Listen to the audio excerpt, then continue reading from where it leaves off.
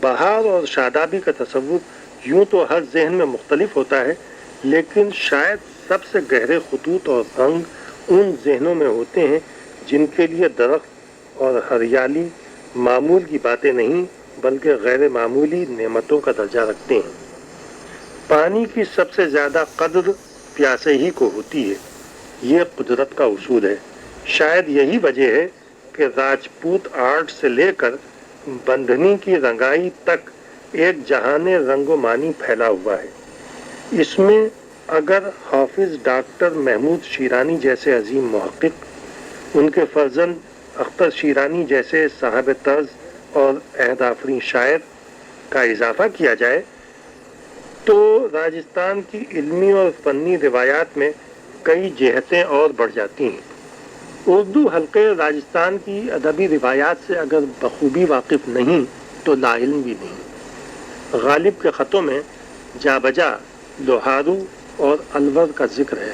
خاندان لوہارو خاص طور سے اپنے ادبی ذوق کے لیے مشہور ہے۔ محمد عثمان عارف 1923 میں بیکانیر میں پیدا ہوئے۔ انہوں نے ایک ادبی ماحول میں ہوش سنبھالا کیونکہ ان کے والد حاجی محمد عبداللہ ریاست بیکانیر میں ڈسٹرکٹ اور سیشن جج ہونے کے ساتھ ساتھ ایک شاعر تھے اور بے دل تخلص کرتے تھے۔ ہر شاعر تصوف کی روایات سے نہ صرف آگاہ ہوتا ہے بلکہ ان سے اپنی شاعری کے داخلی حسن کو نکھارتا سنوارتا بھی ہے۔ جو لوگ زبردستی تصوف کے مضامین نظم کرتے تھے ان کے بارے میں تصوف برائے شعر گفتن خوب است کی پھپتی بھی مشہور تھی۔ حاجی محمد عبداللہ بیدل اس زمرے میں نہیں آتے تھے۔ وہ نہ صرف پابند شرع، متقی اور پرہیزگار بلکہ صوفی منش انسان تھے۔ ہندوستان میں اسلامی قدریں اسلامی تصوف کی قدروں سے مختلف نہیں ہیں، بلکہ دونوں کچھ اس طرح جڑی ہوئی ہیں کہ ان کو چھان پھٹک کر الگ کرنا اگر ناممکن نہیں تو مشکل ضرور ہے۔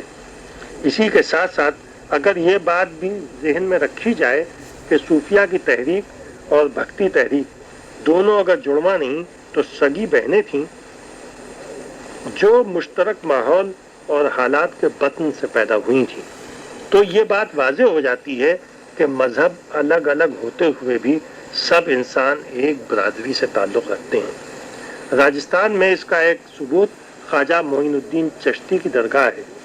اجمیر میں ہر مذہب سے تعلق رکھنے والے عقیدت مندوں کا ہجوم اس مزار پر رہتا ہے، خاص طور سے عرس کے دنوں میں۔ محمد عثمان عارف نے اس ماحول میں آنکھیں کھولیں اور ہوش سنبھالا۔ ابتدائی اور ثانوی درجے تک کی تعلیم اپنے وطن بیکانیر میں حاصل کی، بی اے آگرہ یونیورسٹی سے اور ایم اے اور L L B Muslim University Aligarh سے کیا۔ جو ادبی ذوق انہیں ورثے میں ملا تھا، علی گڑھ میں اس پر اور جلا ہوئی اور ان کی طبیعت کو ایک زیادہ بڑا میدان ملا۔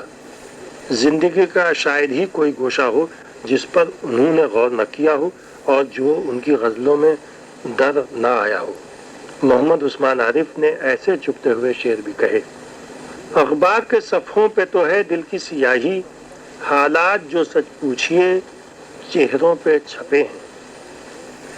وہ خوف وہ ہراس ہے، پتھر بنے ہیں لوگ، پوچھیں جو حال ظلم کسی سے کہا نہ جائے۔ ایک دیوانے کو سمجھا نہ سکے فرزانے، شہر کی سڑکوں پہ یہ خون اچھلتا کیوں ہے۔ یہ تیکھا انداز سخن عصری حیثیت کے ساتھ ساتھ برملا بات کہنے کی شعوری ادبی تحریکوں کی دین ہے۔ غزل میں اتنی لچک ہے کہ وہ عشق اور تصوف کے دائروں سے باہر زندگی کی تصویریں براہ راست انداز میں پیش کر سکے۔ عارف نے غزل کی اسی لچک سے پورا فائدہ اٹھایا۔ آج کے کرب کو گوارا انداز میں عارف نے پیش کیا ہے۔ غزل میں غزل کی روایت کی پابندی کرتے ہوئے اور اس پابندی کے ساتھ ساتھ ایسا انحراف کرتے ہوئے کہ وہ بھی روایت کا حصہ یا اس کی توسیع معلوم ہو۔ روایت کی توسیع اور روایت سے اس مخصوص انحراف کے درمیان عارف کی فکر کا سفر ہے۔ انسانی محنت کے استحصال، محنت کش کی زبوں حالی اور اس معاشرے پر یہ بھرپور شعر: رویا ہے کون بہر چمن یہ کسے خبر، پھولوں کی پتیوں پہ تو موتی چمک گئے، انسانی قدروں کی پائمالی پر یہ شعر ایک لوحے سے کم نہیں. انسانیت کا اس سے بڑا حادثہ نہیں، انسان ہے آپ اپنی نظر سے گرا ہوا. غزل اور تغزل کا ایک مرتب جمالیاتی نظام ہے. شعر عشق کے موضوع پر نہ بھی ہو تو بھی اس جمالیاتی نظام کی چھوٹ اس پر پڑتی ہے، اور یہ بات عارف نقشبندی کے ان اشعار سے واضح ہے. اس پس منظر کے بعد ان کے مجموعے عقیدت کے پھول پر نظر ڈالیں تو محمد عثمان عارف نقشبندی کی شخصیت کا ایک ایسا رنگ سامنے آتا ہے جس میں غزل کی رمزیت کے ساتھ ساتھ میر انیس، اقبال اور جوش کے رزمیہ انداز کی دھاریاں بھی ملتی ہیں. عام عقیدے کی نعتوں اور منقبتوں کے علاوہ کئی نظمیں ایسی ہیں جو توجہ کھینچتی ہیں. پہلی نظم کلام حق کا یہ بند: تحریر سب ازل سے ابد کا نظام ہے، انسانیت کا ایک مکمل پیام ہے، ممتاز گو جہان میں انسان کا نام ہے، دنیا کے ذرے ذرے کا اپنا مقام ہے، سارے اسی کے حکم سے مصروف کار ہیں، عالم تمام تابع پروردگار ہیں. مذہب اور فلسفے میں دو مکاتب ہیں. ایک مکتبہ فکر یہ مانتا ہے کہ کائنات میں کوئی حادثہ نہیں ہوتا، چھوٹی سے چھوٹی اور بڑی سے بڑی بات اور اس کا وقت دونوں مقرر اور معین ہیں. دوسرا مکتبہ فکر اس بات میں یقین رکھتا ہے کہ کائنات کے لیے کوئی بلیو پرنٹ نہیں ہے، حال اور مستقبل کے امکانات کھلے ہوئے ہیں. اقبال دوسرے مکتبہ فکر سے تعلق رکھتے ہیں. اپنے لیکچروں میں جو reconstruction of religious thought in Islam میں جمع کیے گئے، اقبال نے اپنے نظریے کی وضاحت دی میننگ آف پریئر میں کی ہے، اور اس کو انہوں نے نظم یوں کیا ہے: خودی کو کر بلند اتنا کہ ہر تقدیر سے پہلے خدا بندے سے خود پوچھے بتا تیری رضا کیا ہے. اس بات سے بحث ہو سکتی ہے کہ اقبال اپنے خیال میں پکے تھے یا نہیں، کیونکہ یہ شعر بھی انہی کا ہے: حادثہ وہ جو ابھی پردہ افلاک میں ہے، عکس اس کا بھی میرے شیشے ادراک میں ہے. اگر بندے کو آنے والے حادثے کا ادراک ہو سکتا ہے تو کیا وہ پہلے سے مقرر نہیں ہے؟ لیکن یہاں اس بحث کا مقام نہیں ہے. عرض یہ کرنا ہے کہ عارف دوسرے گروہ میں ہیں. آئنسٹائن سے ایک بار سوال کیا گیا کہ وہ خدا کے وجود میں یقین رکھتے ہیں یا نہیں. انہوں نے جواب دیا تھا: میں اسپینوزا کے خدا کو مانتا ہوں، یعنی کائنات میں ایک نظام ہے اور ہر بات ایک نظام کے تحت ہوتی ہے. تحریر سب ازل سے جہاں کا نظام ہے، دنیا میں ذرے ذرے کا اپنا مقام ہے. کتاب کی دوسری نظم ظہور قدسی جناب رسول کی ذات بابرکات پر ہے.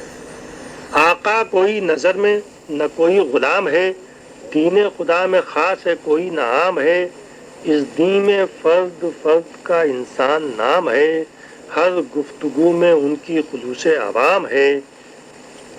انصاف و عدل وہ ہے طبیعت میں آپ کی، شاہ و گدا ہے ایک شریعت میں آپ کی.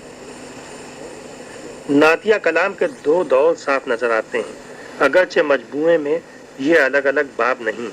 ایک حصہ وہ جس کی تحریک مدینے کی زیارت کی تڑپ ہے، پھر قافلہ شوق ہے طیبہ کو روانہ، پھر دل میں مچلنے لگا اربان مدینہ. عرفان محبت کی یہ بنیاد ہے عارف، سینے میں سلامت رہے ارمان مدینہ. یا یہ شعر: یہ تو سچ ہے میں کہاں اور آپ کا روزہ کہاں، آپ اگر چاہیں تو کیا لطف و کرم سے دور ہے. نعتیہ کلام کا دوسرا دور وہ ہے جو 1975 سے شروع ہوتا ہے، جب عارف نقشبندی نے حرمین شریف کی زیارت کی. ہم گناہگار بھی محبوب جہاں تک پہنچے، اس کی رحمت ہو تو انسان کہاں تک پہنچے. اے جذبہ دل عشق محمد کا اثر دیکھ، یہ سامنے روضہ ہے یہ اللہ کا گھر دیکھ. ہیں عرش پہ یا گنبد خضرا پہ نگاہیں، اے دیکھنے والے یہ ہے معراج نظر دیکھ. عقیدت کے پھول میں کئی اچھی تضمینیں بھی ہیں، کچھ فارسی کلام بھی ہے۔ حضرت امیر خسرو اور ملا عبد الرحمن جامی کی نعتیہ غزلوں کی تضمینیں مخمس کی شکل میں ہیں۔ فروغ حسن کامل بود شب جائے کہ من بودم، نگاہ ناز قاتل بود شب جائے کہ من بودم، عجب غارت گرے دل بود شب جائے کہ من بودم، نمی دانم چه منزل بود شب جائے کہ من بودم، بحث و رقص بسمل بود شب جائے کہ من بودم۔ عثمان عارف نقشبندی کا مجموعہ عقیدت کے پھول ان معنوں میں بھی اردو نظم میں ایک اضافہ ہے کہ اس میں مذہبی عقیدت تو ہے لیکن صحیح انسانی پس منظر میں، جس میں رسول اکرم صلی اللہ علیہ وسلم کی ذات عالموں کے لیے رحمت ہے، صرف مسلمانوں کے لیے نہیں، اور خدا صرف مسلمانوں کا نہیں، کائنات کا خدا ہے۔ ظلم و ستم سے اور نہ تلوار سے ہوا، اسلام کا عروج تیرے پیار سے ہوا، انسانیت حضور کی احسان مند ہے، انسان بلند آپ کے کردار سے ہوا۔ جناب محمد عثمان عارف نقشبندی کی تصنیف عقیدت کے پھول پر جناب کمال احمد صدیقی کا تبصرہ آپ نے سنا۔